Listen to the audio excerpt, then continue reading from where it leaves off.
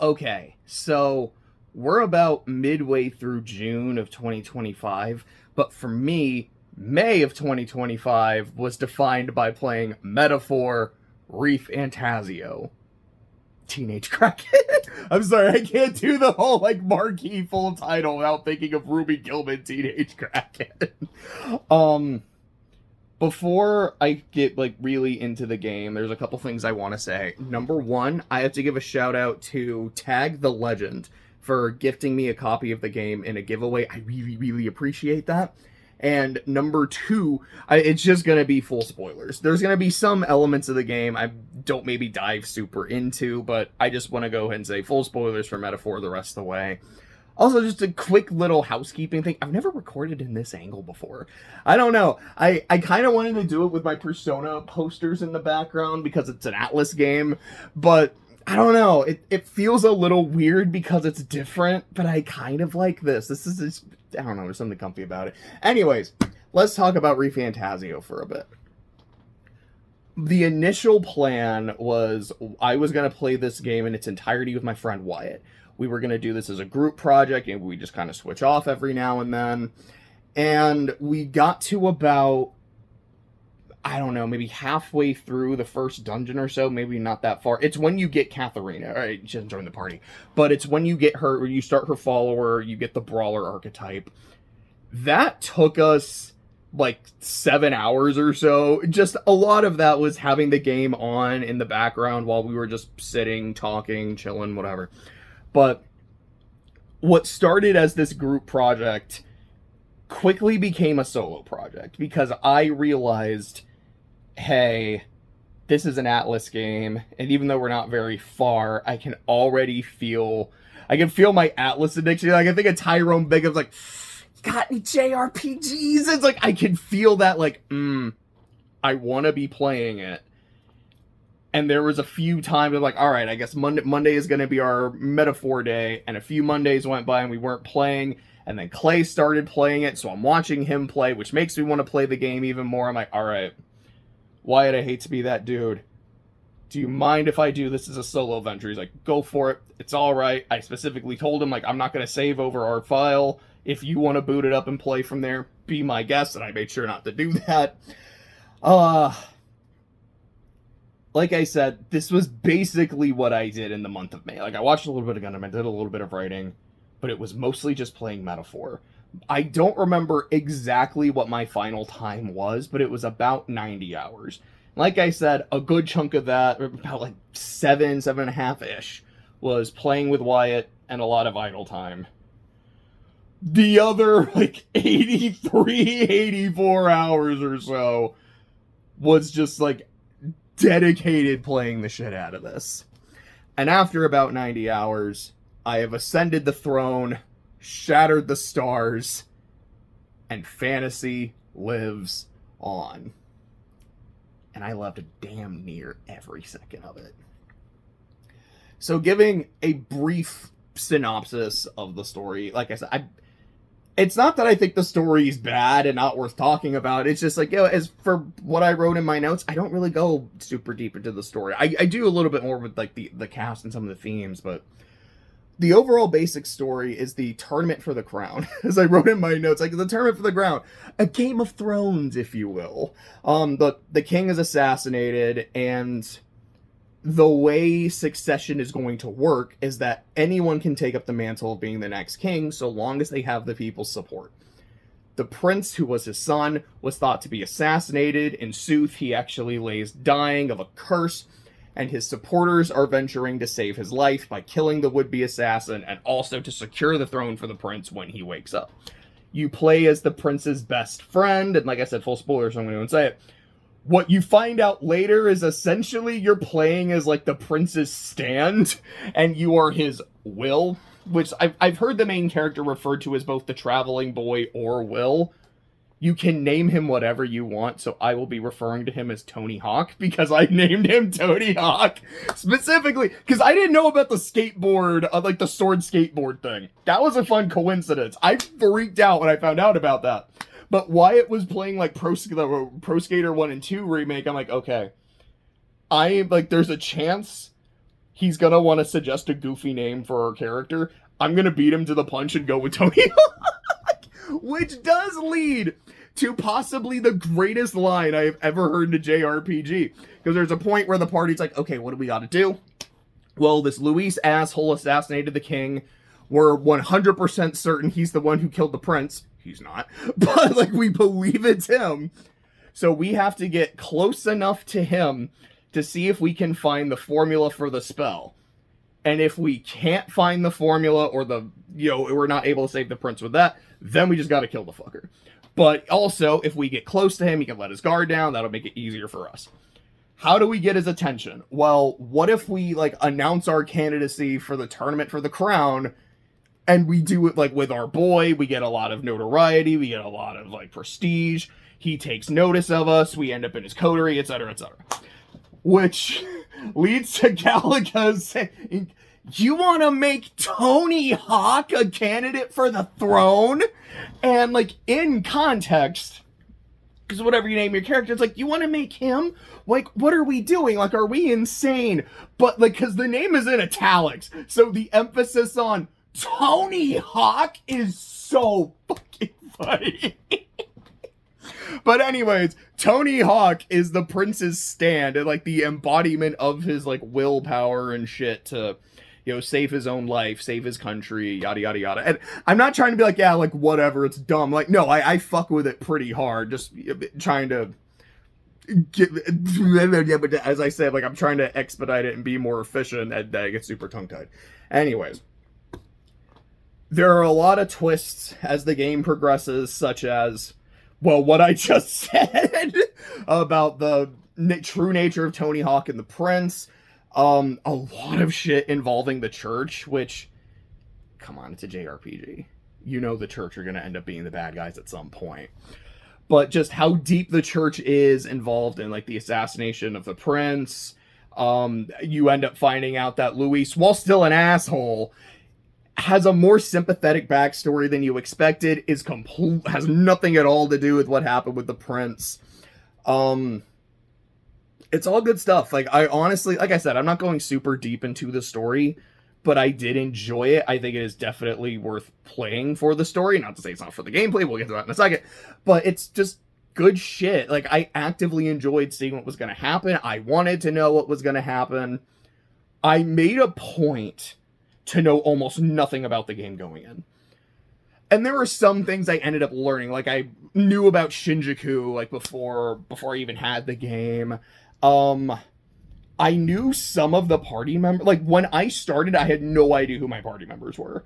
And then part of it was just talking to Clay because he knew a lot of the stuff. It's like, oh yeah, this person's going to join, this person's going to join. I'm like, all right, I guess I know who some of them are, but I don't know what they look like. I'll get to them when I get to them, I guess.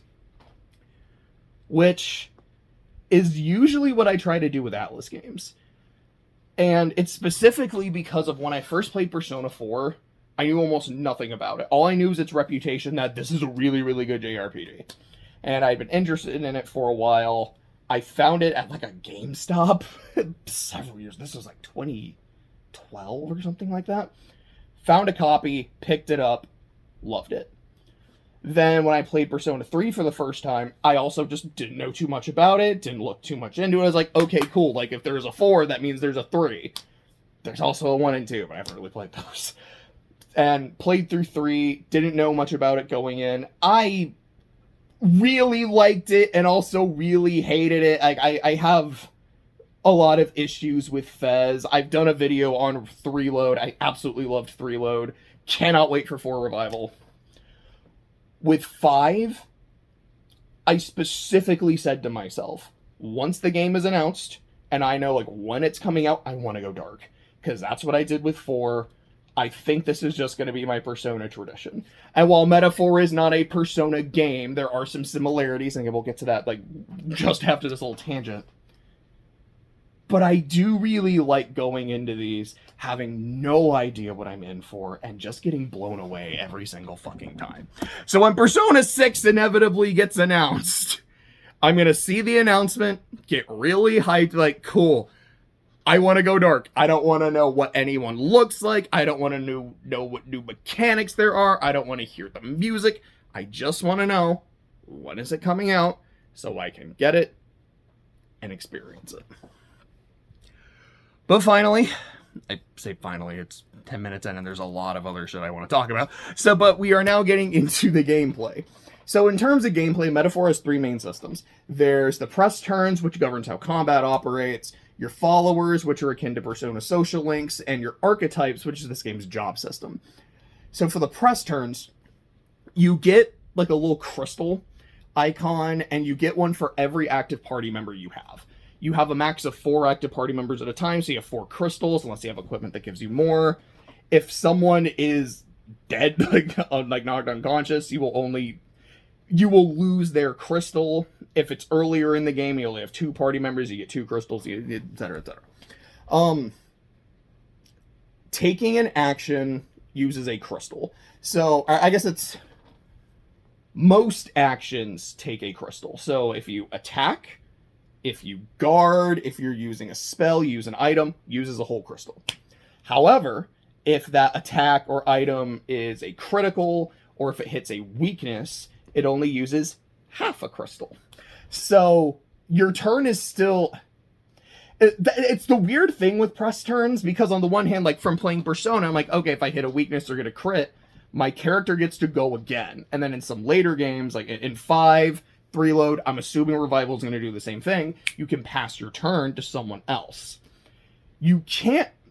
that's not how it works here. It's not like, okay, Tony Hawk got a crit, so Tony Hawk gets to go again. It's just, no, the next party, like the next person in your initiative, they get to go, and you can't just pass it to whoever you want to be. So it's a one more, an extra turn, but also kind of... it's weird how it works, but I really like it and really fuck with it.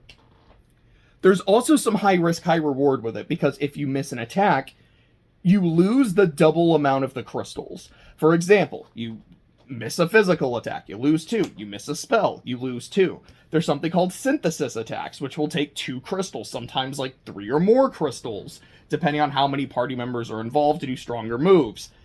You miss one of those, like, well, cool, that cost 2 crystals, you missed. Now you lost 4, so your turn is just done. If an attack is blocked, not like guarded blocked, but like you nulled the element, that costs 2 crystals.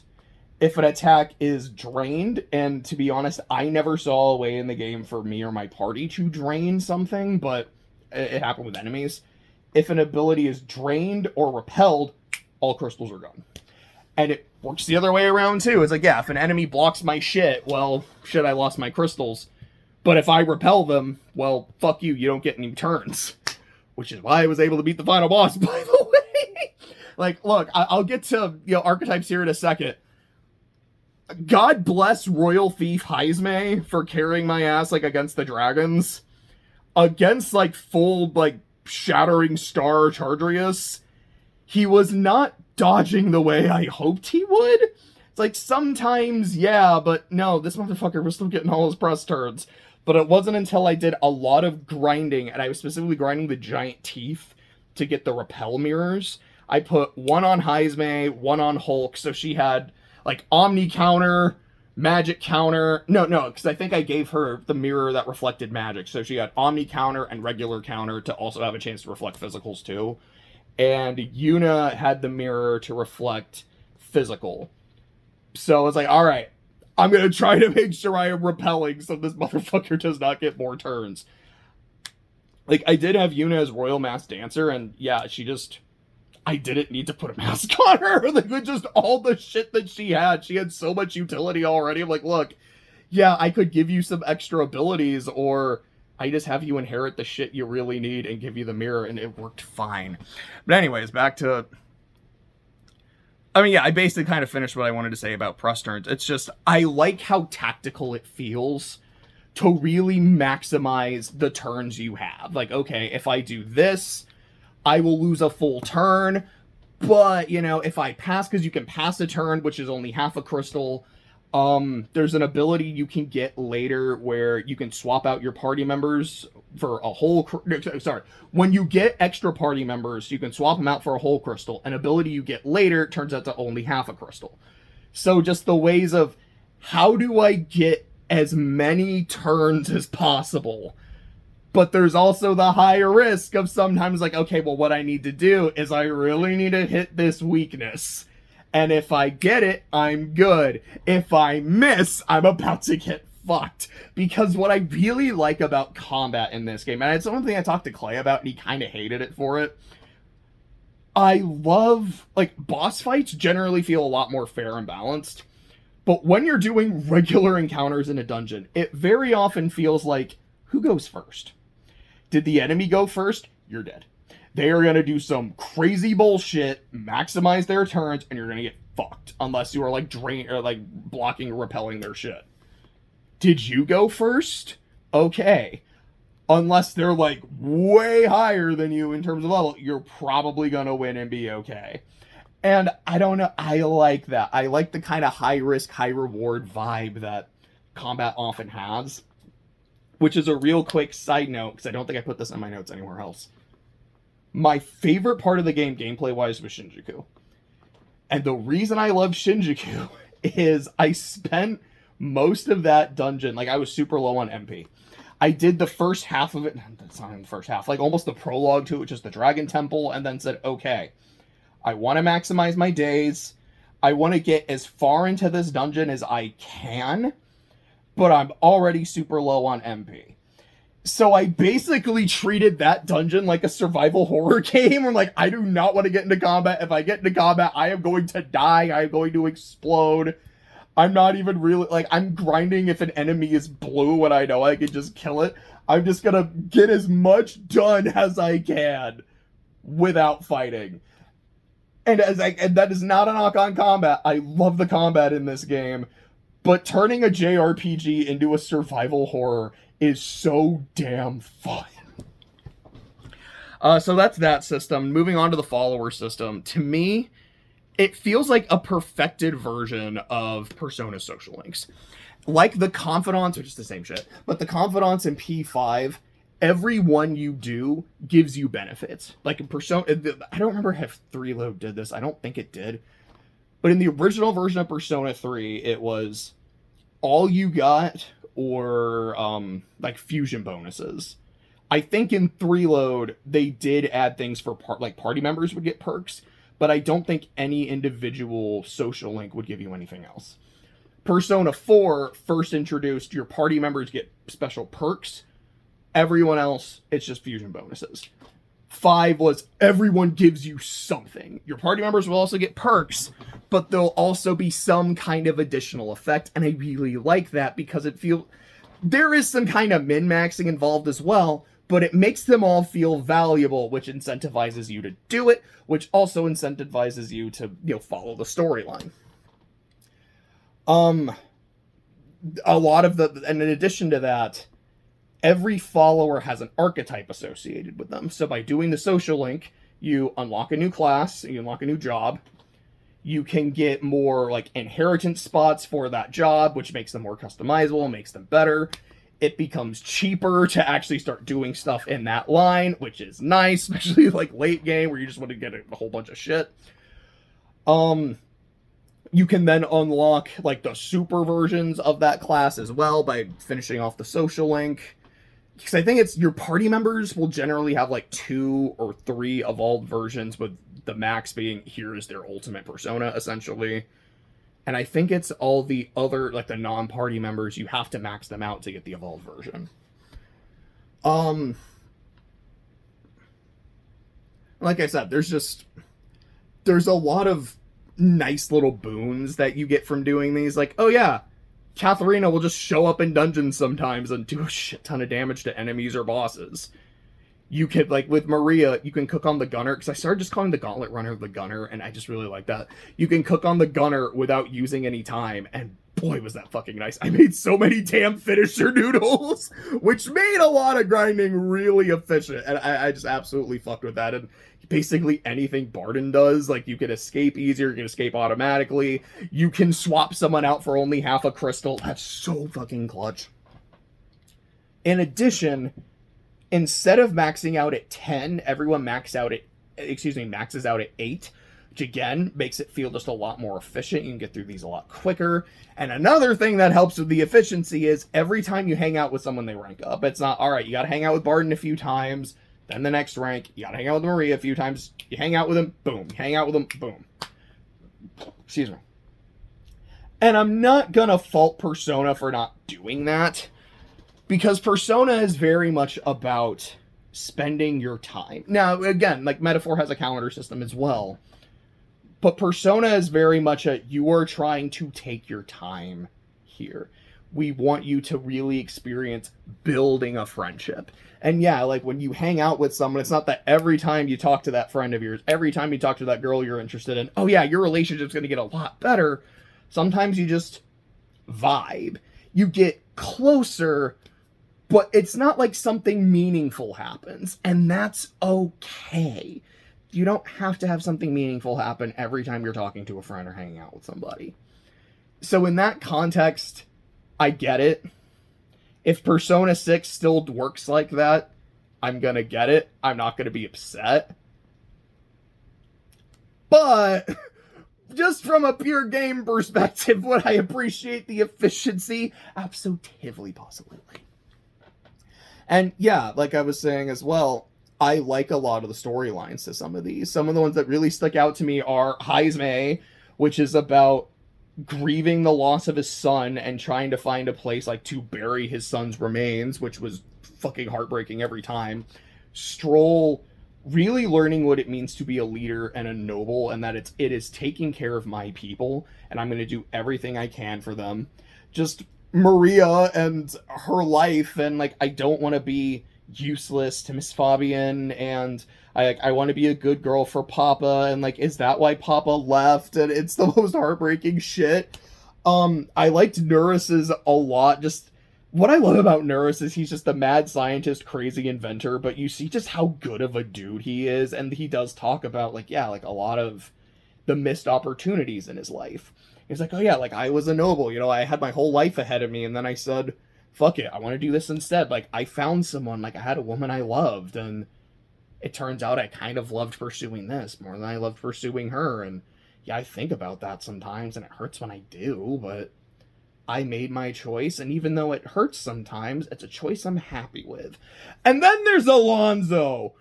Alonso's fucking goes places, man. I just, almost any, like the first couple ranks, I'm like, okay, so like he's your kind of sleazy asshole dude, but I don't know, like he'll be a better person by the end, I guess. Like he'll be pretty cool. And then just like rank 3, his mom dies in his arms and is like, I want you to live, Alonso. And everyone around him is blaming him for his mother's death.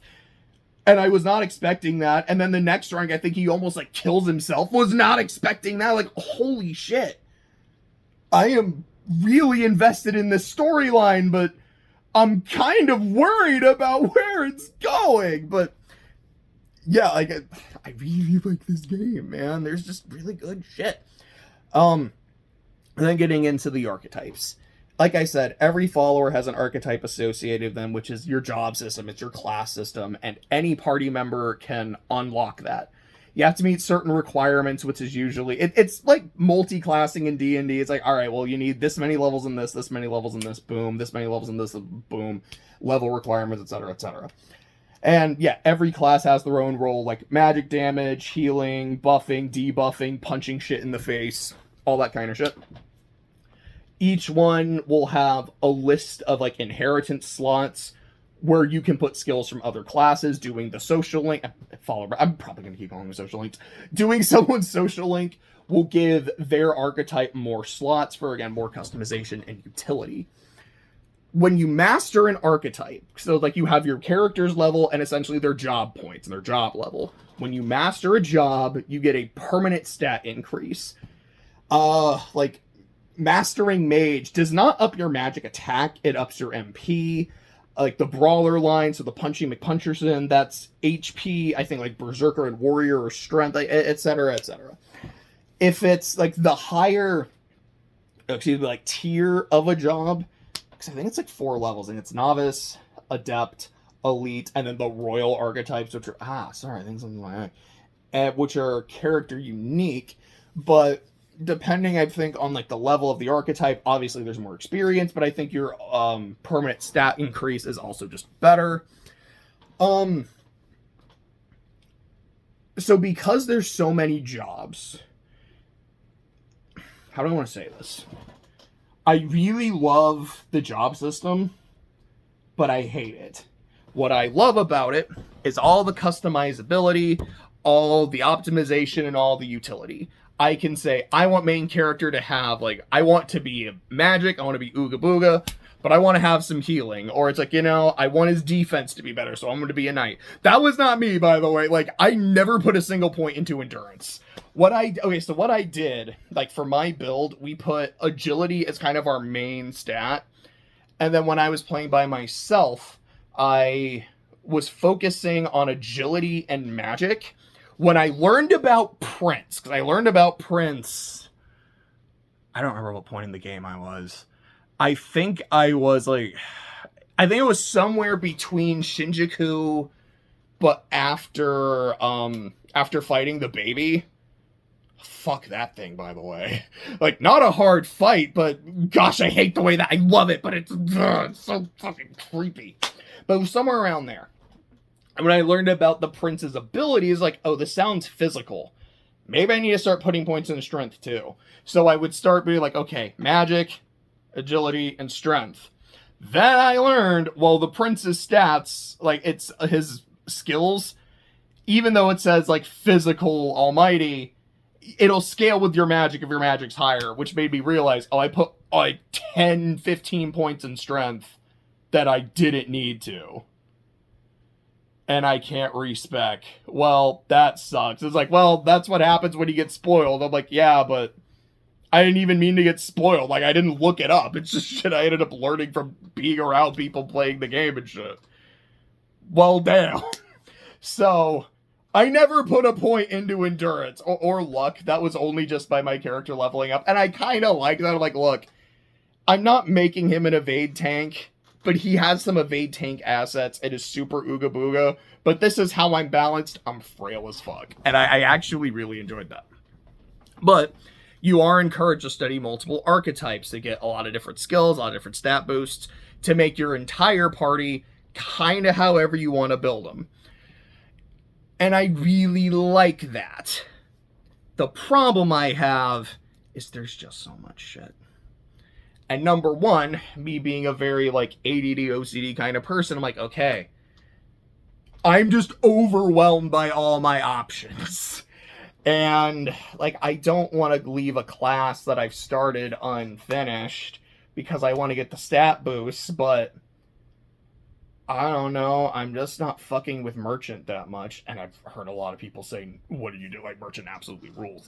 My buddy Billy said that he's like, here's what I did. I did a luck build. I made everyone a merchant, and the game was super easy. Like, you know, it is so believable that you would do a luck build and just destroy the game. But anyways, it's like, yeah, I don't really like this because the only real offensive skill I have is using money, and I don't want to spend money to attack.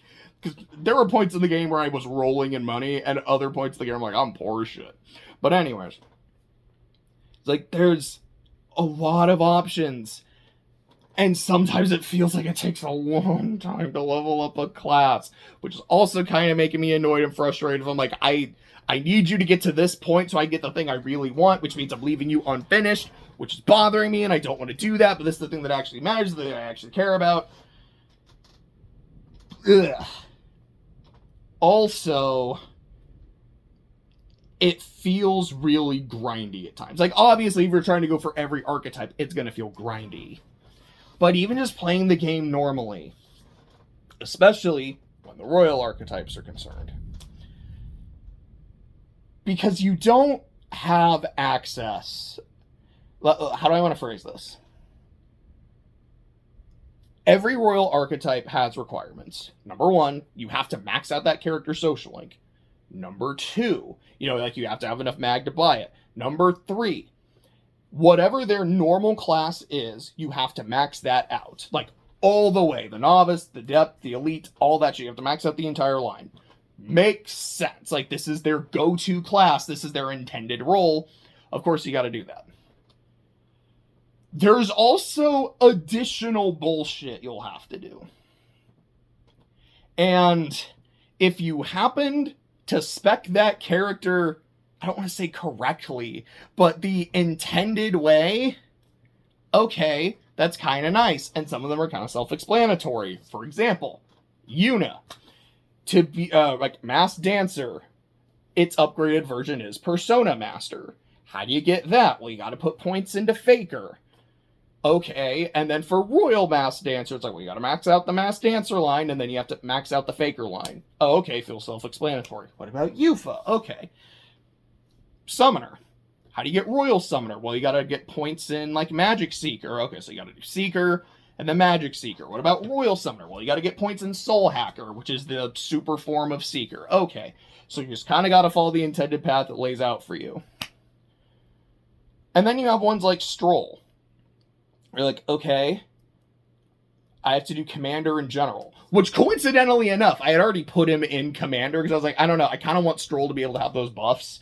So that it worked for me, but as a coincidence, I remember when Clay learned that, he's like, well, shit, I've never put Stroll in Commander.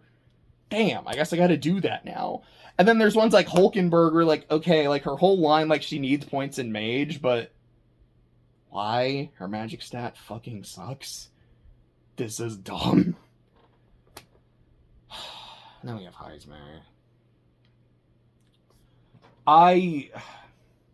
What the fuck is Royal Thief, man? It's like, okay, you gotta max out the Thief line. So, Thief, Assassin, Ninja. Cool, makes sense.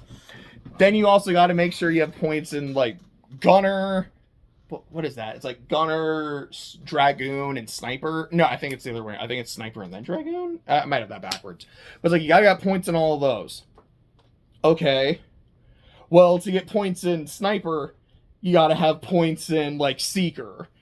Or was it Seeker? I don't know. I think by the end, Heisman had to have points in, like 10 Commander, 10 Seeker, 10 Mage, max out Knight, 10 points in Mage Knight, max out Merchant, halfway through Tycoon, max out all the Thief stuff, max out Gunner, I think max out Sniper, and then like halfway through Dragoon just to be Royal Thief. There is so much bullshit for this one character. And like I said, with some of them like Yuna or Yuffie, it's pretty self-explanatory. The game lays it out. You're like, okay, well, this is nice because the game is telling me you want to get their good shit, this is what you gotta do.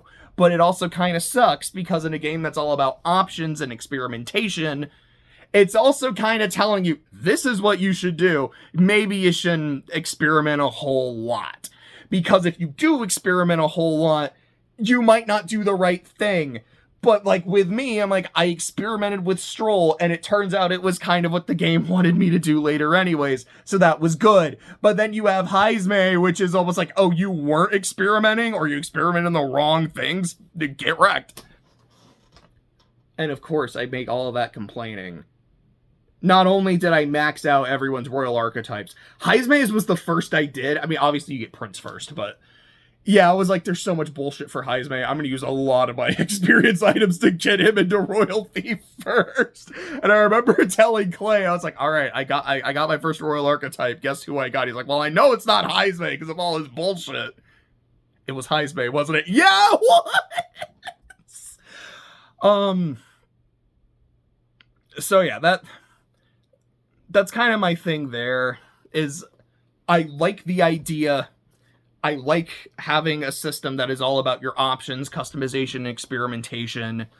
But because there are intended routes, I feel like the game wants you to do that, but doesn't. In some, it telegraphs it really well. Others, it doesn't. And by telegraphing it well, I feel like you limit experimentation, but at least you show the intended path. And when you don't do that, again, with someone like Heisman, you're like incentivizing experimentation, but also we're saying, well, kind of hope you experimented in the right areas. Otherwise, it's gonna feel very grindy. But is it rewarding?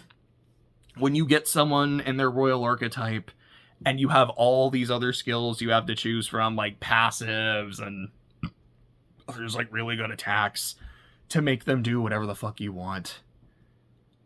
Yeah, it is.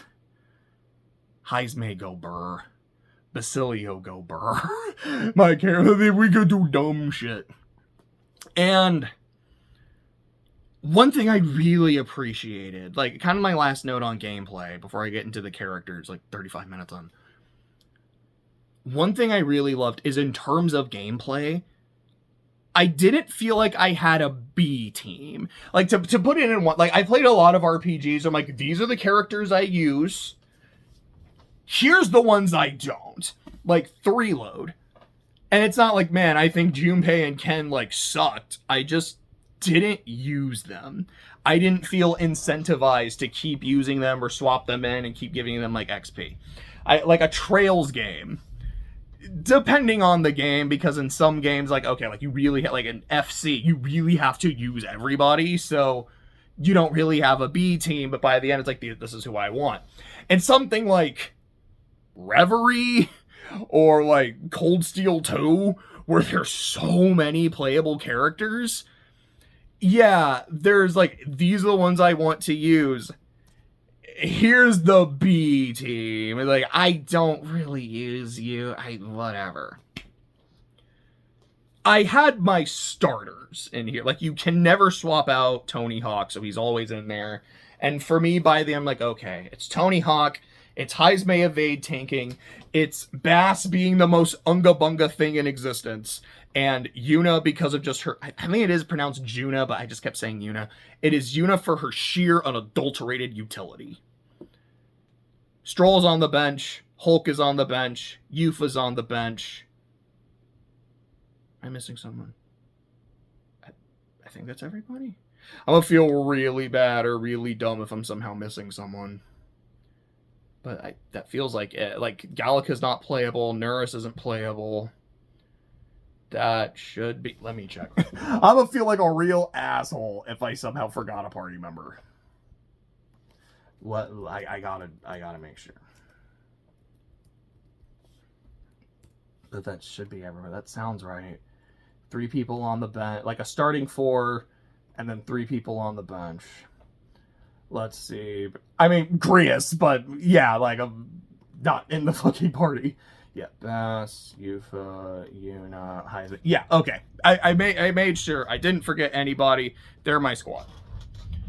But even my 3 characters that I had on the bench, I didn't feel like, yeah, you're on the bench because you're the B team. I don't use you. I think you suck. It's, no, you guys have a lot of utility. I felt like Yufa, just with the way Summoner got its stats, it felt like her damage really fell off. So when fighting bosses, I didn't use her a whole lot. When grinding in dungeons, she would do insane damage to enemies, and it was really helpful.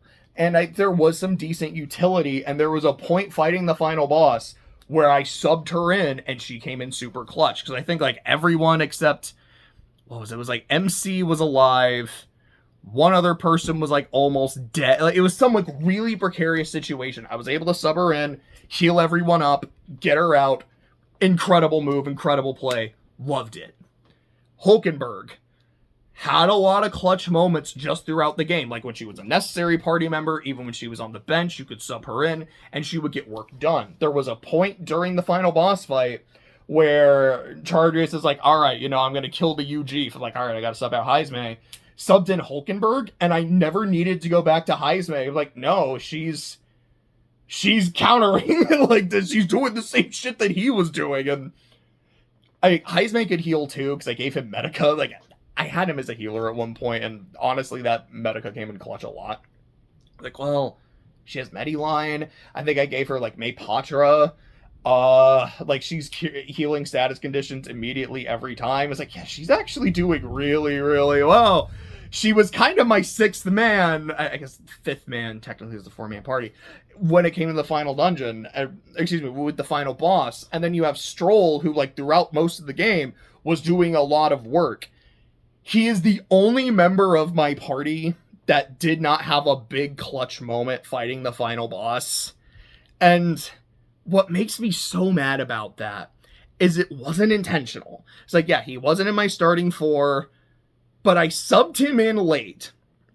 It's like, you know what, Stroll? You're the only one who hasn't contributed to this fight. And honestly, you have the biggest beef with Louis of anyone here, except maybe Bass. Maybe Bass. Tell you what, I'm going to sub you in. And here's what we're going to do. We're going to charge. We're going to Hasatobi. Going on a very quick Atlas tangent, like Persona tangent. My 2 favorite abilities in the Persona series are Die For Me, because Alice is my favorite demon, and like the shit in P5 where she has an ability because they gave Persona's abilities like Pokemon, because P5 Royal is dumb and I love it. But her ability is like, get instant death moves work even better, and Die For Me as like is the best one in the game. So I got to level 99 really easy. My other favorite ability, also because of Persona 5, and then when I got it in P... Did I get it in P3? No, I actually don't think he's in P3. I think he was introduced P4. Anyways, is Hasatobi. The demon's name is, or Persona's name also is Yoshitsune. I don't call him that, I just call him Hasatobi. Hasatobi is dumb, and it is wonderful, and it is beautiful. I'm like, I am gonna get to kill the final boss with Hasatobi. That is like, unless I could do it with Alice, like this is the most Jujutsu coded thing I could do. And Stroll gets to have his very personal revenge against the final boss. And oh man, this is a beautiful moment. What do you mean he missed? Stroll, I gave you the game-winning shot. Like, I passed up the game-winning dunk to give it to you to hit the biggest, most hype 3 imaginable, and you airballed that shit. And then Stroll died on the next turn! Like, Chargerius was mad after that. Like, I survived, and then I was like, okay, I'm just gonna kill him now. But I almost lost. I just lost the game. I almost lost that attempt because I was trying to do Stroll a solid and he fucking missed. But to my point though, throughout the game's entirety and even throughout like the final boss fight, it didn't feel like I had a B team. Here's the starters, but everyone has a role and everyone contributes genuine value.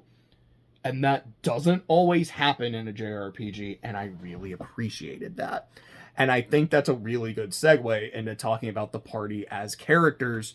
This is one of my favorite parties of all time in just any JRPG. And it really is because, like I was like, in terms of gameplay, I don't feel like I had a B team. It works that way in the story as well, because there's sometimes you play a JRPG and characters will feel like afterthoughts. Like they get introduced really early, finish their arc, and then kind of have nothing to do. Or there's someone who gets introduced way too late.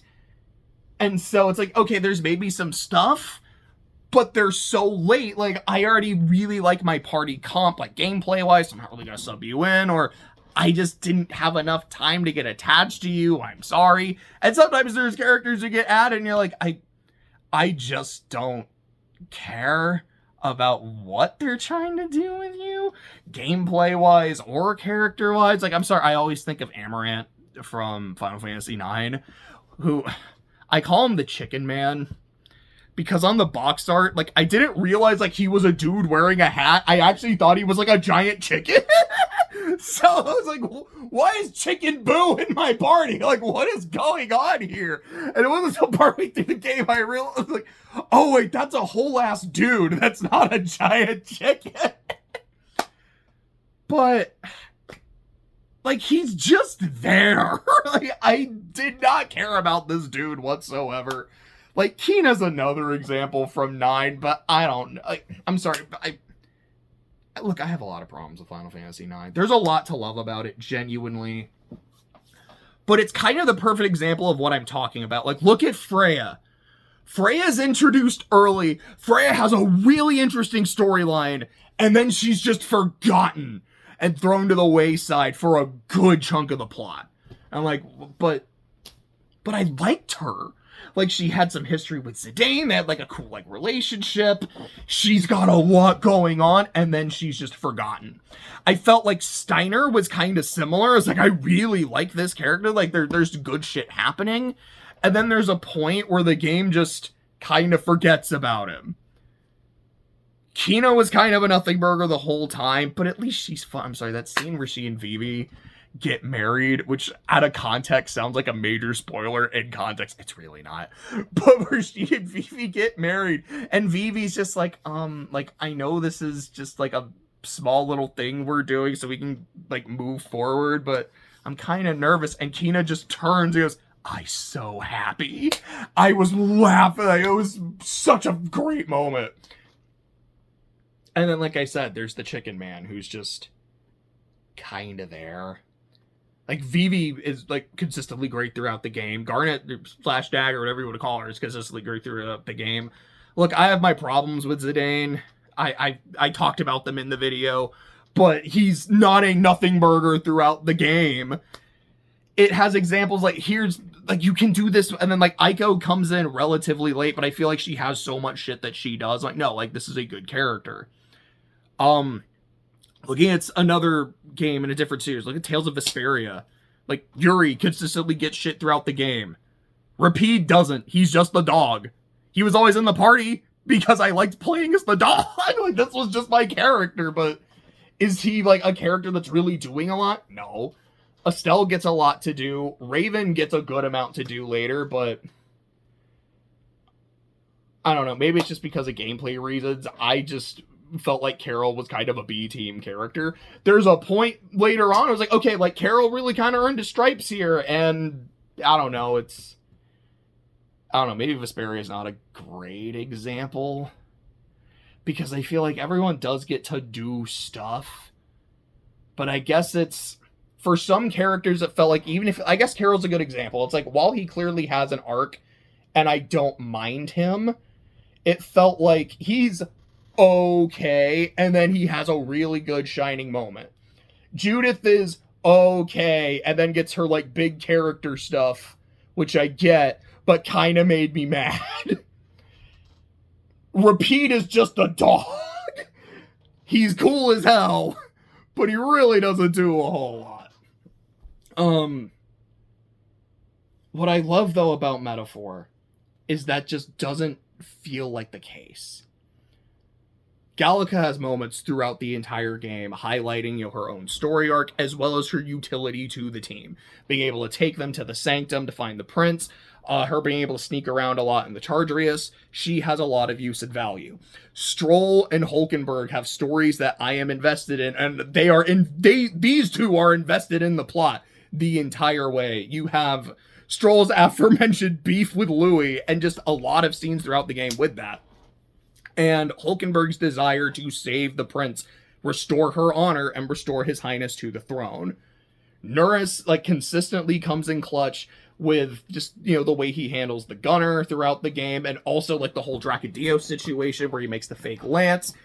Yuna and Bass are definitely, introduced into the party later into the game, but they're introduced to the story a lot earlier than that, so the player can get attached to them easier, or you can make an attachment to them, and then their relationships with their siblings, Rella and Fidelio respectively, do give them a lot of depth and interesting shit in the latter parts of the game. Yufa, again, introduced very late, but her awakening is one of my favorite moments of the game. My two favorite awakenings, neither of them are Strolls. Like, I get why people really like Strolls, it's really good. My two favorites are Yufa and Bass. Yufa's is all about, I am taking control of my life because for the first time in my life, I think it has genuine value and it is not worth wasting. And I was really invested in her character from, like, that whole thing onwards. I love that scene when they learn the true nature of the priestess, and as a sacrifice, it's, she gives her life for the people. oh, it's not that she dies for their sins, it's she gives her life in service, like she is helping them, she is kicking ass for them. And I think it is Heisme who's like, you would have died, but for an error in semantics, which is both kind of like, it's a funny line, but also just an, that's fucked. Heisme also has one of my other favorite lines in the game, and it's during the soiree, where I don't remember the name of the dude, but it's the dude who has like the purple pimp coat, which, quick tangent. So there's a scene in like the live action Glenn Close 101 Dalmatians sequel, which I think is, I don't remember if it's called like 102 Dalmatians, like 101 Dalmatians 2, because there's also a animated movie that I think is called 102 Dalmatians. Anyways, there's a point where Cruella is like, okay, I need someone's assistance, and she goes to a fashion show, and there's a dude who's, you know, like wearing like fur shit, and he's I think there's like a PETA protest at the fashion show, but as he's like decked out in fur, the music playing at the fashion show is Let's Freak. It's like, freak out.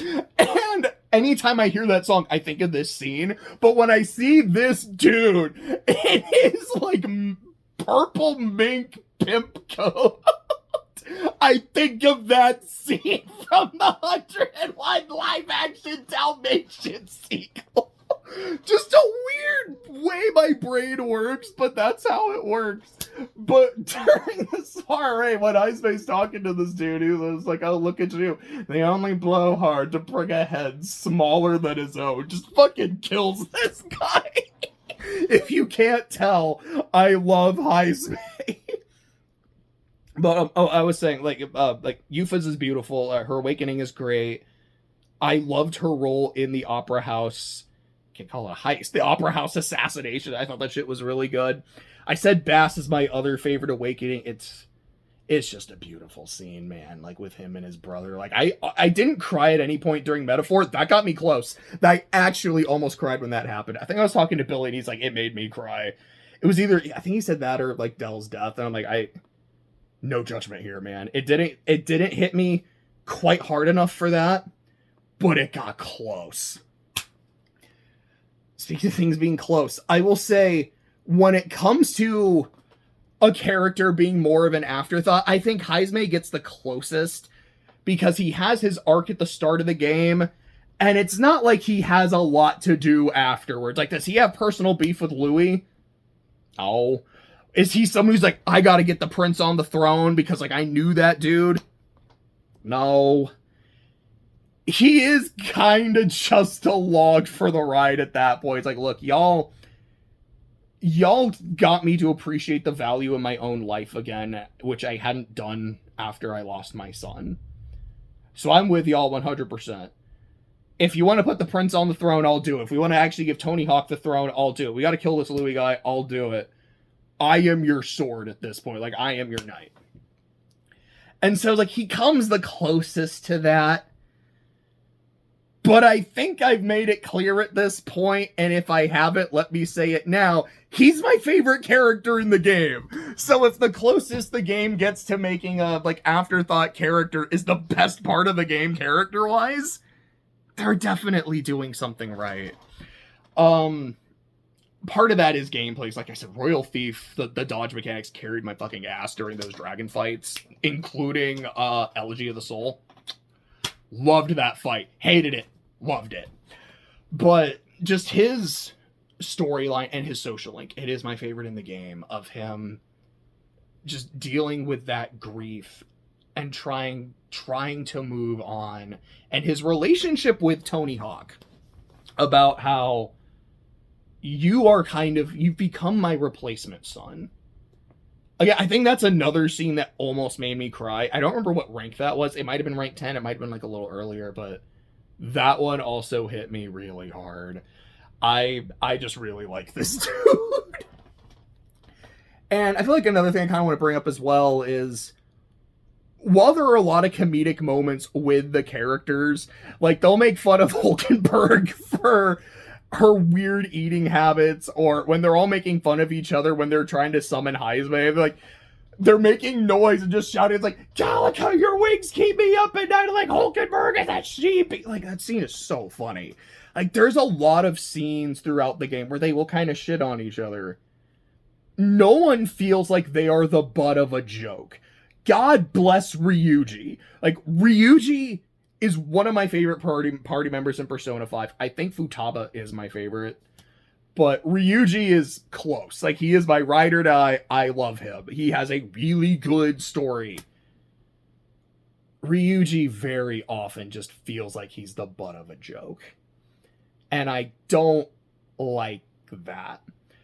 Ann's character arc, a big chunk of it is the fact that her teacher is being a creep toward her and her having to deal with being sexually harassed.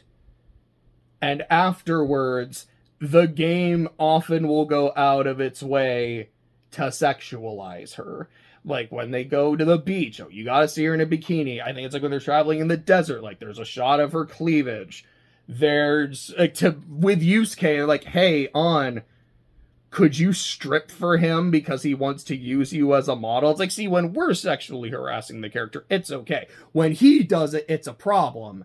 It's a problem either way. And so it's like, is that making her the butt of a joke? Maybe not. But I don't love the, like, there's a good character here, but I don't like the way the game treats her. There's a good character here with Ryuji. I don't like the way the game treats him. I never really had that problem with Metaphor.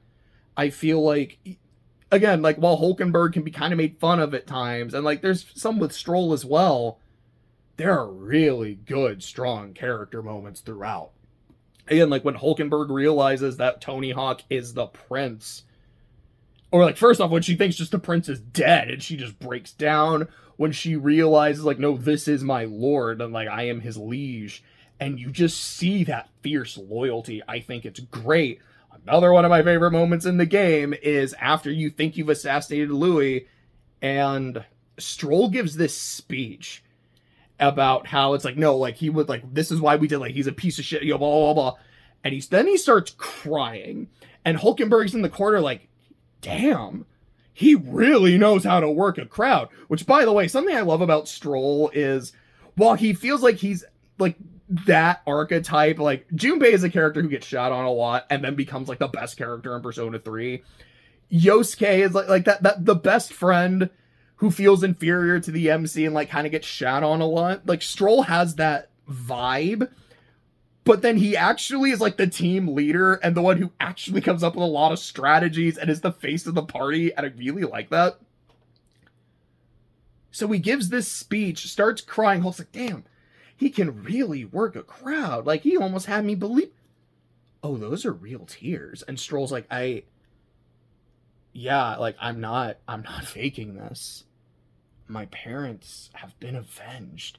It is a beautiful scene.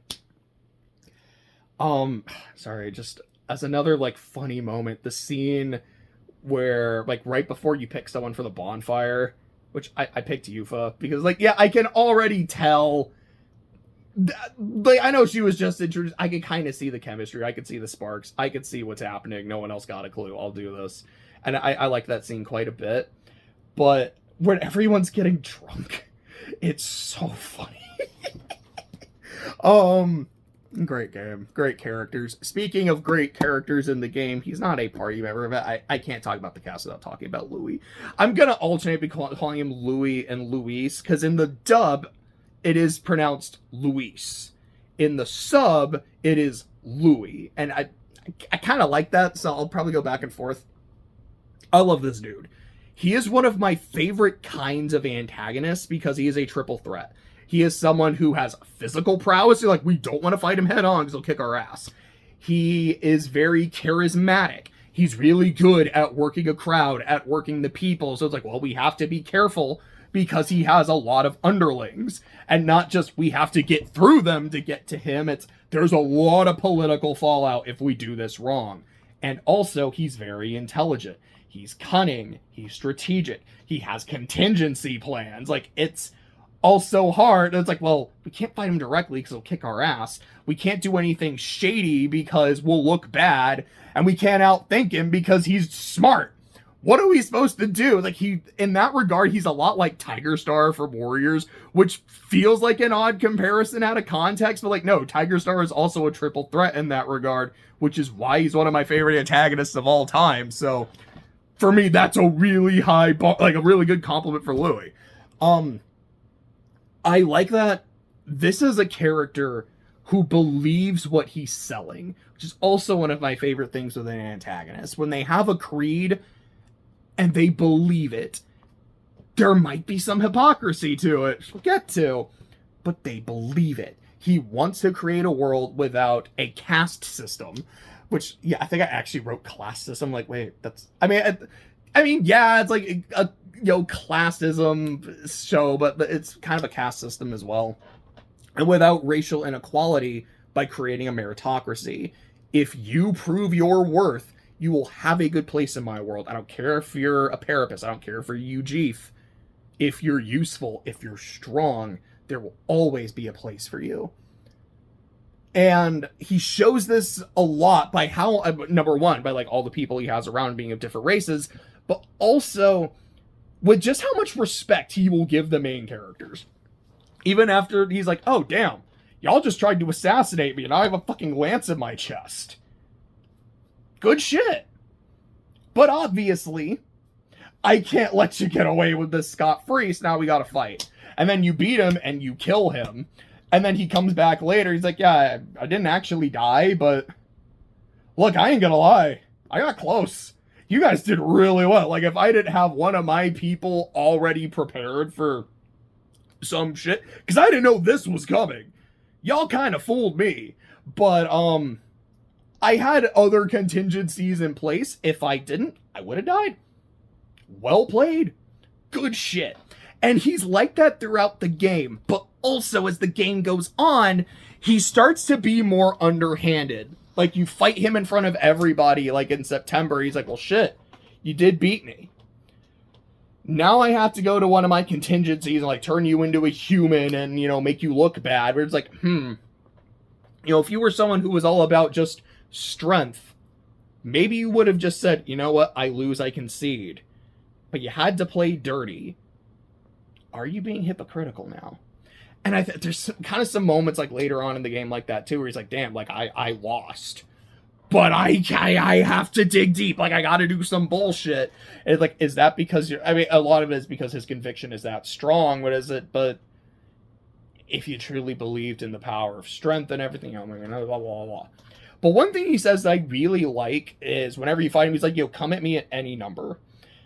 Because, like, having people that will fight by your side, that is its own form of strength. Because very often, especially with this kind of antagonist who's like, it's all about strength and power and making your own way, it'll be like, the power of friendship?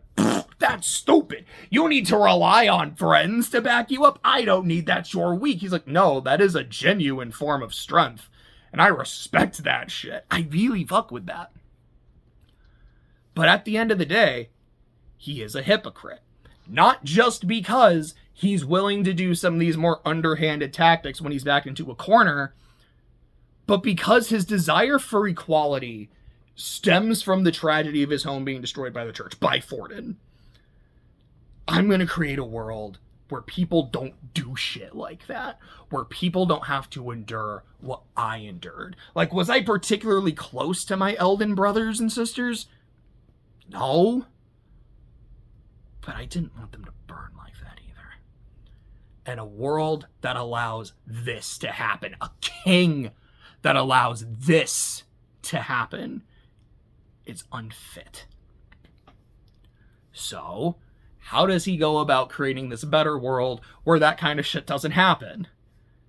By letting Stroll's home get massacred by monsters.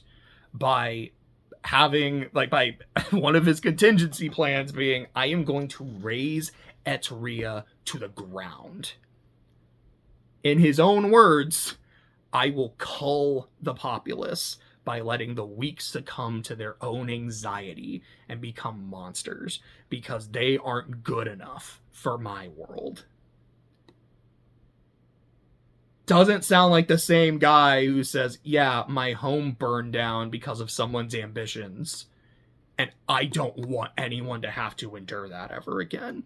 Which is why Bass, when does he do it? It's either right before you fight him as like in his like archetype form in the final boss rush, or it's at the end of the castle where you don't fight him, where Bass is like,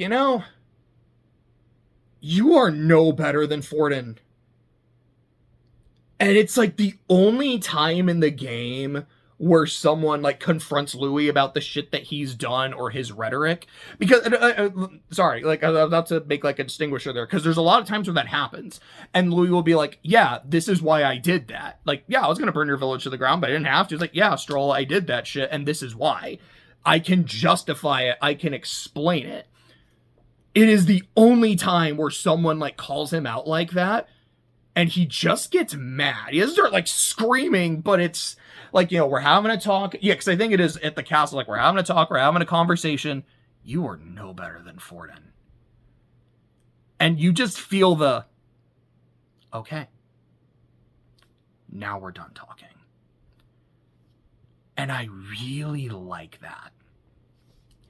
And I feel like Louis' hypocrisy ties into what I consider the main theme of the game, which is the danger of fanaticism and how easily a well-intentioned person can fall into it. Most of the candidates are just fanatics. They're like, here's my one viewpoint. This is the one thing I passionately believe in. Rudolph is a war hawk who's all about like strength, and my people are the strongest, so I should rule. Catherine's like, well, my people are super poor but strong, so I'm gonna be Robin Hood. We should just eat the rich, and that's it. Milo is, I'm pretty, I'm beautiful. That's what. Sorry, I just fucking thought of the Player Haters Bowl. The so-called beautiful. And I was like, these are people who are seemingly well-intentioned. At least we know Catherine is very well-intentioned, but just kind of becomes this fanatical person. And we see it in the populace as well, who they get so drawn into the hype around the Tournament of the Crown and, the speeches of the candidates and the pomp and the circumstance of the church and of Louis and his promise of meritocracy, that they don't really take the time to think for themselves or try to sift through it. It's like, well, like Rudolph, because like at one point he's like number 3 in the nation just because he's like, I want to go to war. I want to fight people. And for some reason, people get really into that. Or it's like, yeah, like they aren't able to see through the church and their bullshit and their hypocrisy, or with Louis either. It's just, I almost said 1984, but it's kind of like, it reminds me a lot of Fahrenheit 451, where you have the election between the two people. It's like, well, this guy should win. Well, why should this guy win? Well, look at the other dude. Like, he doesn't dress well. He has a pick his nose. Like, I don't care about the issues, even though I should in an election. I just care about the vibe and the energy. And yeah, given that this came out last year during an election, this felt, even though I'm playing it after, it feels very poignant. And I mean, we see it in a lot of other individual characters as well. You have Dell and Bass are so blinded by their blind faith in Louis, and he's going to create a world like this. I'm just going to, go into this like full tilt boogie without really parsing through it and realizing that if Louis gets his way and that world is created, there's no Rella to save us. And not just in the sense that the church is gone, it's that compassion. Excuse me. Compassion is something that is discouraged in his world. Looking out for the weak, for the sick, that is discouraged in his world. We wouldn't be where we are if it weren't for people like Rella. And if Louis gets his way, those people can't exist anymore. You have Yufa's just blind idealism in her sacrifice, to the point where she sees no value in her life, no value in herself as a person. She is just a tool to be used. You have Barden's entire follower. Yeah, I try to say follower and arc is one word. Like, his follower arc is here is a well-intentioned idealist losing his way and starting to rely on extreme measures to keep his vision without realizing the dangers or hypocrisy in his actions, a lot like Louis. And then, of course, you have the king, who did not agree with the church's... Again, I was trying to say church's teachings, so it became the church's teachings. He doesn't believe in the church's teachings, but his own idealism is eroded by their growing influence to the point where he just doesn't have the will to fight them anymore. He doesn't have the will to fight for his own beliefs anymore. And another major theme in the game is just that inherent value of all life. You know, we see this in the fact that, again, like another major theme, of course, is about unity and equality, but I feel like it ties into this. Like, yeah, every life is valuable. It does not matter if you are a Ujif. It doesn't matter if you're an Elda, if you're a Clamar, etc., etc. No one life is more valuable than another. There's a scene that I find really interesting after the Louis assassination, which, you know, he's back afterwards, so it doesn't really hold, where Bass and Dell talk to the party afterwards, and Dell's like, "Why? I need to know why you did it. Like, before I, like, murder y'all, I need to know why this happened." And they tell him, Louis cursed the prince. The prince is in a death-like state. It will only be fixed if we kill the assassin. So we killed the assassin.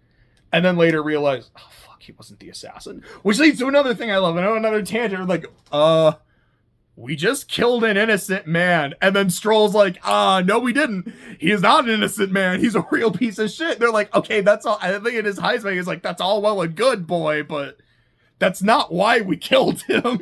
So, no. Like, it's kind of like, we fucked up there. I love that shit. But to my point, they're like, well, the only way to save the prince was to kill his assassin, so we did. To which Dell then asks, okay, so you said, in your opinion, the prince's life was more valuable than Louis's. Why? Like, justify that. And then Yuna counters with, Dell, that's unlike you. You are someone who has always said no life is more valuable than another, so why are you asking that question? And what I find so interesting about that scene is, number one, Yuna is right to call him out on that. She's like, you're being a hypocrite with what you're saying, and you need to think about that.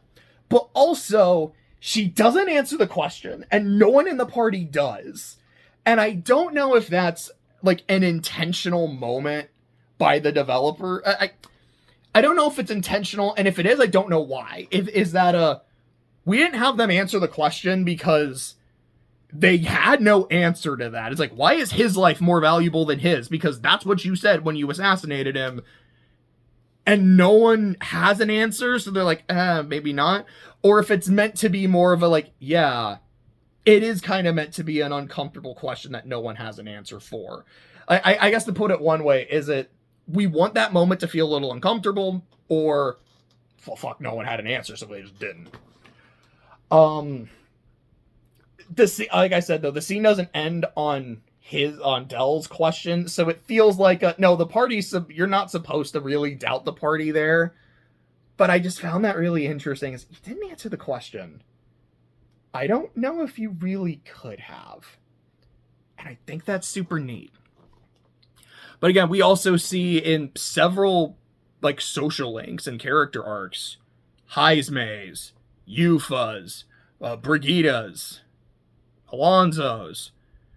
These are people who at different points in either, like, the main story, their social links, or just their backstories, were fully willing to throw their lives away for various different reasons. But they're all able to find the will to keep living. Because even if things in your life are not looking good, even if things in your life just for a long time have not been good, there's still value in your own life. Your world can't get better if you end it. And I really, like, that's another theme that really stuck with me. Now, as much as I love this game, and I clearly fucking do, there are some problems. I've already mentioned that, yeah, with the archetypes, like, this can be a bit grindy, and if you know the requirements of the royal archetypes, like, ahead of time with spoilers, it kind of railroads what you're gonna do. If you don't know, you can just feel like you kind of got fucked. I think for me, I think the party is I don't even know if I want to say a bit. Like, they feel way too sympathetic towards Joanna and the situation with the baby. What happened to her is fucking awful. Like, no, like, I understand why someone in that situation would just snap, and then why, like, all right, she lost the baby, and then here's this thing. She's like, this is my baby. This is like the gods fixing their mistake. Like, I get that. How many children died to feed this thing? I don't think we ever get a number. I don't think we ever get an estimate. And maybe we do, and it's just like, before you really learn what's going on, it's kind of something that's talked about. I'm like, she was feeding children to this thing. She fed some adults too, but I'm not gonna say she gets off easy. Like, she still gets assassinated, but executed. But the party are all kind of like, man, are we doing the right thing here? It's like, I don't know, I feel kind of bad for him. Like, like, there's basic human empathy, but come on. Let me put it like this. One thing I love about the game is whenever characters are almost like in the main party or like, we killed an innocent man, Stroll's like, no, he was a piece of shit. Or when they're almost kind of starting to agree with Louis, someone will be like, no, it's like, I understand his backstory and I feel almost bad for him, but fuck that guy. And I like that. And I feel like with Joanna, it doesn't go as far as I would like in that direction, given what she was doing. It's not a huge problem, but it's something I'm not crazy about. I'm not crazy about the lack of dungeons in between Shinjuku and the castle. Like, the Opera House isn't really a dungeon. Like, you do a couple things there, but not... Okay, so, I mean, the Chartrius is before that, but the Chartrius isn't really much of a dungeon. The Opera House isn't much of a dungeon. The Mage Academy isn't a dungeon at all. It feels like it was gonna be and, like, should have been, but just isn't. So, yeah, if we do get a Metaphor re-release, I'm assuming it probably will be.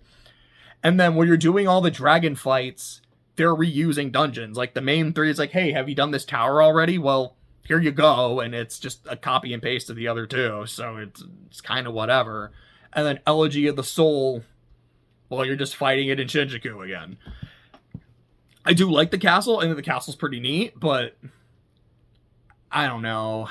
It just felt like there was just this dearth of dungeons in a good chunk of the game, and I noticed.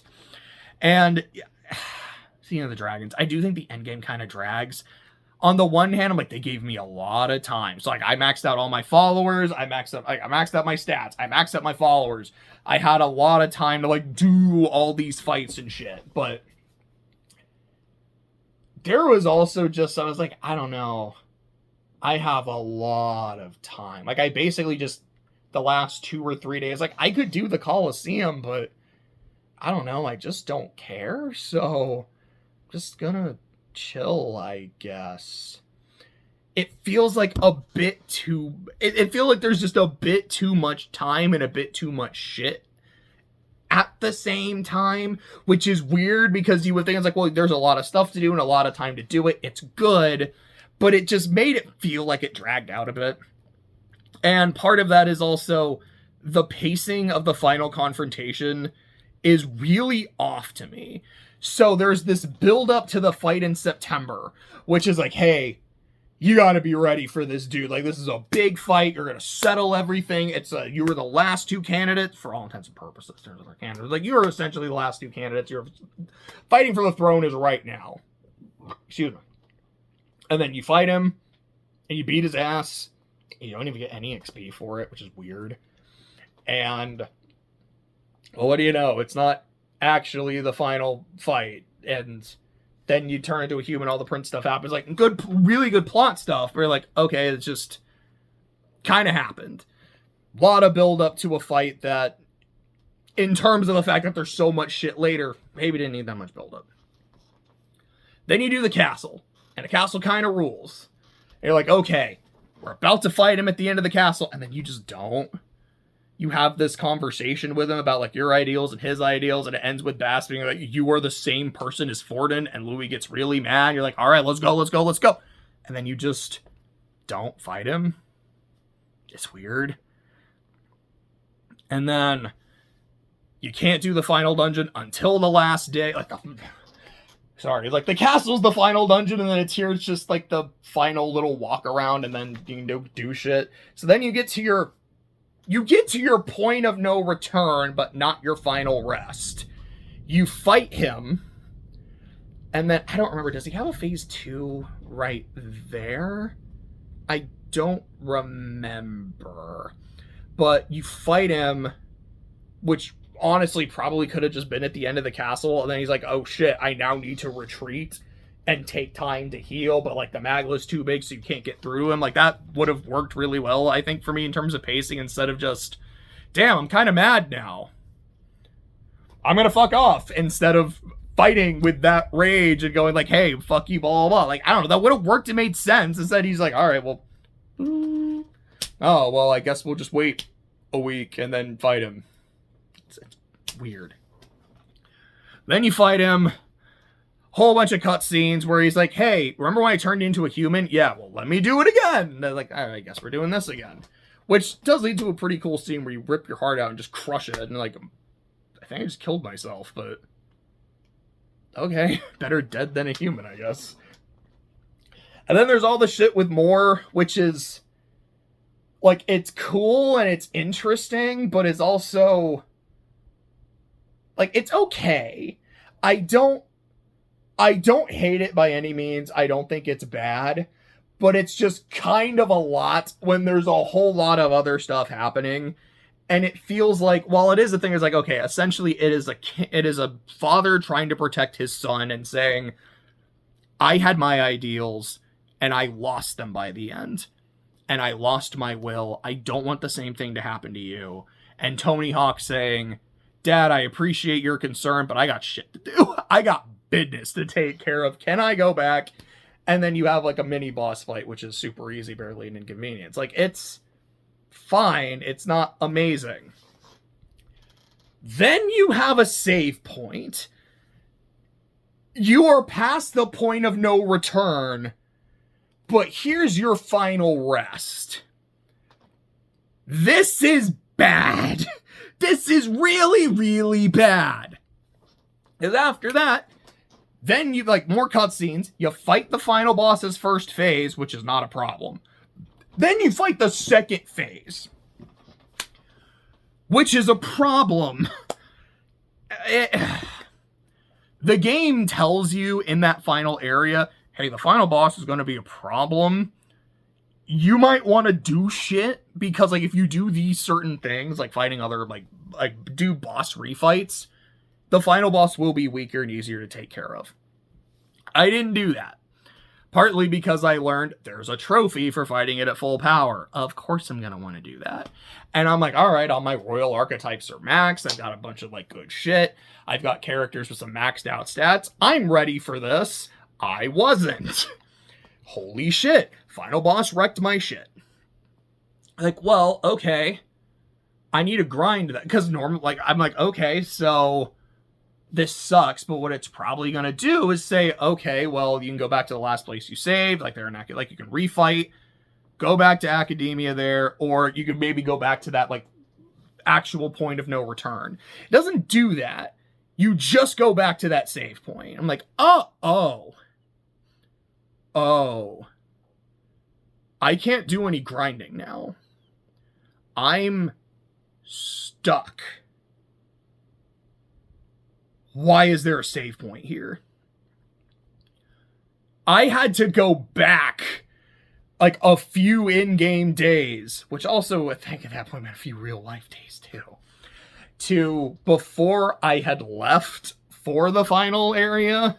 Also, because like to buy some equipment, but also so I'm like, okay, because I didn't have a save point after the point of no return anymore. because I wasn't expecting you to have another save point. I can't beat the final boss with where I'm at right now. I need some extra shit. So I had to redo all the grinding that I did, plus do some additional grinding just so my character stats and levels could be better, because he was just destroying my shit. And also like, all right, well, let me try to get some extra abilities and blah, blah, blah. I learned about the mirrors. Like, let me get some of these so I can repel, because Heismei dodging is not doing its job no more. He's getting hit, so I need to be able to repel shit.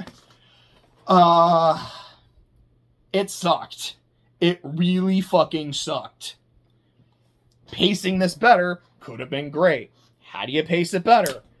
Fight that first phase at the end of the castle, where I think it makes sense, and then he's like, oh, fuck, like, you kind of kicked my ass. I wasn't expecting that. Well, I still have the Royal Scepter, so I'm gonna, make a big old Magla Storm to... I'm gonna retreat so I can recover, and I'm gonna keep you from getting to me.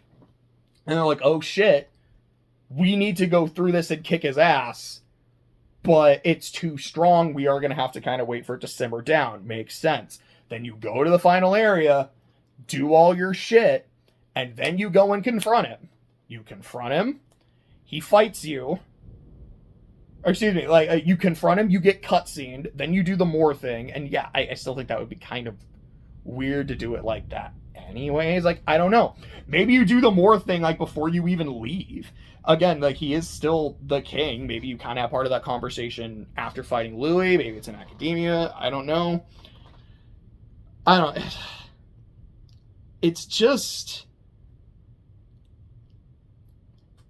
I think, for me, the real big problems I have is there's a whole lot of build-up to a fight that didn't feel like it needed all the build-up. Then there's all this build-up to a fight in the castle that just doesn't happen. And then you have a point of no return and a final rest that are two different things. And that's stupid. That is fucking bad. Is that on me for not having making a separate save beforehand? Sure. Should have been smarter about that. I usually am. But also, wow, that's fucking stupid. Honestly, that's it, though, when it comes to my problems with the game. It's just, the end game is a bit long. There's some jank there with the final boss and how he's paced, and the other shit I just mentioned. So giving my parting thoughts. Overall, Metaphor is one of the best JRPGs I've ever played. I think it has a really fun gameplay loop. I think there's a lot of good systems. I think the storyline is really good. I think there is an all-time party and some poignant themes. I feel like the obvious question is like, all right, how does it compare to the other Atlas RPGs you played? Like, you're a big Persona fan. How does it compare to Persona 5? And I picked that one because that is my favorite Persona game. It gives it a run for its money. I'd be lying if I said otherwise. I don't put it above Persona 5. And for me, it really comes down to the presentation. That is not to say that Metaphor has I haven't really talked about the soundtrack. I do like it. I just didn't love it. And I can't tell you why. I was like, it's good. It's alright. Like, there's tracks I like. But I spent a lot of it just, like, playing other music. I listened to a lot of, like, all of Outkast while playing Metaphor. There might have been another group I did that with as well. I don't remember. Oh, no, Gorillaz. I did a lot of my endgame grinding sessions just while listening to Gorillaz albums. When I was fighting the final boss, because, like, when I fought him and I realized how unprepared I was just listening to the final boss theme. When I fought him after all my prep, I beat him on my first attempt. It got really dicey at one point, but Yufa came in clutch. It got really dicey again when Stroll misses Hasatobi, but we took care of business. But I was just listening to my own music, and, like, Clay was there, and there was a point where he's, like, just kind of turning up the, like, TV volume. Like, no. Turn that shit off. Oh no, I like the final boss theme. Like, look, I'm not disrespecting the final boss theme. Like, it's good. But I'm going to fight him on my terms. I'm going to listen to my tracks. And there's a point where I'm just, like, listening to Sympathy for the Devil, and I'm just, like, air guitaring while kicking his ass. And what was really neat is, like, I knew there was a trophy for beating him at full power. I didn't know what it was called. And the song that played when I beat him is from Three Houses. It is the Thunder version of God Shattering Star. So when I get the trophy saying Star Shatter, I'm like, oh, that's cool. Oh, that's so neat. I love that. But anyways, to my point. I think Metaphor has a better party than Persona 5, and I love the Phantom Thieves. I love my Codename Kids Next Door characters. But I do think Metaphor is a stronger party. In terms of the overall story and the themes, I like them both quite a lot.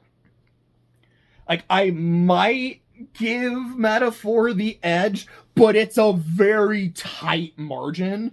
So I don't know, like, it feels like it's kind of even.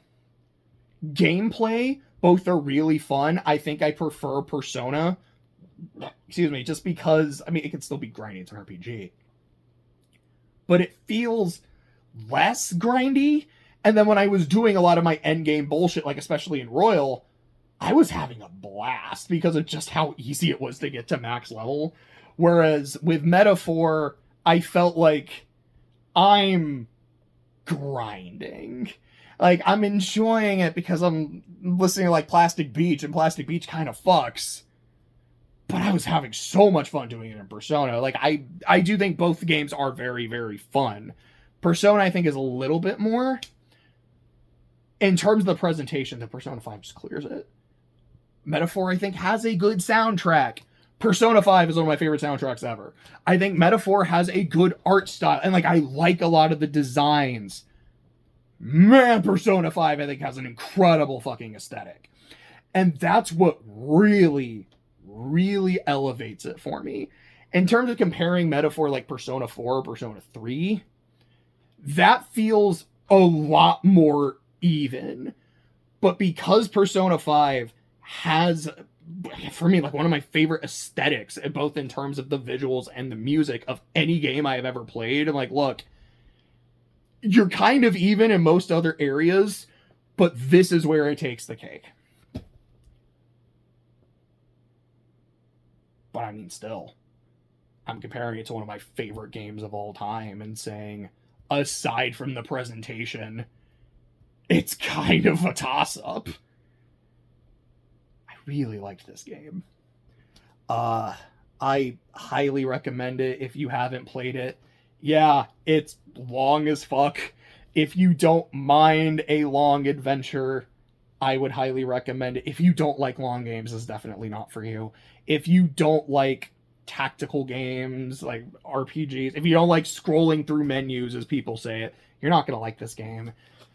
If games that feel very political are not for you, this is definitely not your kind of game.